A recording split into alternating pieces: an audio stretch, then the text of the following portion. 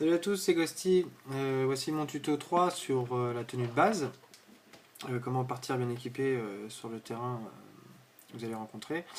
Donc on va commencer par les chaussures, donc que ce soit basket, chaussures montantes, rangers et tout. Vérifiez que vous ayez bien les chaussures attachées et que les lacets soient pas flottants.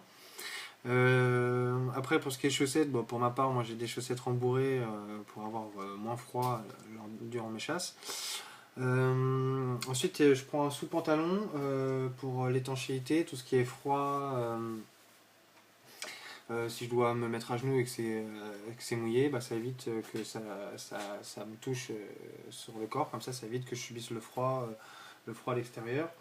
Après, j'ai un pantalon, un treillis kaki et un treillis bleu marine. Donc les treillis militaires, il faut savoir qu'ils sont quand même très résistants à la nature. Avec les poches sur les côtés, c'est très pratique pour ranger. Puis ça tient chaud. Déjà c'est pas mal, ça aide beaucoup durant les chasses quand il fait froid. Donc le treillis, essayez de vous trouver un vrai treillis militaire, treillis kaki ou bleu marine, ça se trouve assez facilement. Ça vaut le coup et c'est pratique. Ensuite, pour ce qu'en dessous, moi j'ai un t-shirt, pas celui-là actuellement, mais j'ai un t-shirt blanc qui conserve bien la chaleur, donc j'avais acheté aussi dans les magasins, je vous redonnerai les noms, qui garde la chaleur au cas où justement le froid extérieur. J'ai aussi une veste, un second t-shirt, c'est les maillots de goal au foot. Ce qui est bien, c'est qu'ils ont les coudes renforcés, donc ce qui permet si on doit se mettre à genoux ou s'appuyer avec les coudes, ça fait beaucoup moins mal et c'est beaucoup plus agréable de se poser là-dessus et de sentir ça sous les coudes, sachant que les coudes on s'en rend pas compte mais on s'appuie beaucoup dessus, on l'utilise beaucoup comme point d'appui, donc c'est très utile. Les maillots de goal, pensez-y, ça coûte pas cher. Dessus j'ai rajouté aussi 2 trous au niveau des doigts, hein, pour passer ma main dedans et le garder toujours bien étiré, donc pour l'avoir toujours bien étiré au niveau du coude, qui tienne bien. Donc bon, faut pas hésiter à faire des trous dans les vêtements. Donc voilà, par dessus ça j'ai un sweat à capuche. Donc un sweat à capuche, pareil, c'est aussi pour le froid et aussi pour les protections extérieures, donc tout ce qui est la nature avec les ronces, les orties, tout ça. Et quand on est dans un bâtiment, les bouts de verre, tout ce que vous pouvez rencontrer peut être dangereux. Donc voilà, moi j'ai un sweat à capuche noir qui permet de se protéger, qui est très épais. Par-dessus, j'ai un gilet tactique que je vous montrerai après. Pensez aussi au bonnet, le bonnet ou la casquette.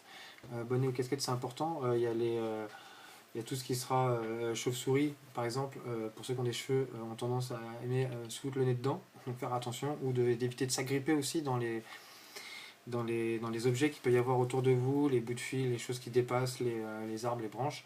Ça permet d'éviter d'avoir les cheveux qui se baladent et de se faire accrocher. Le gilet tactique. Alors le gilet tactique, comme vous pouvez voir, c'est pas petit, hein.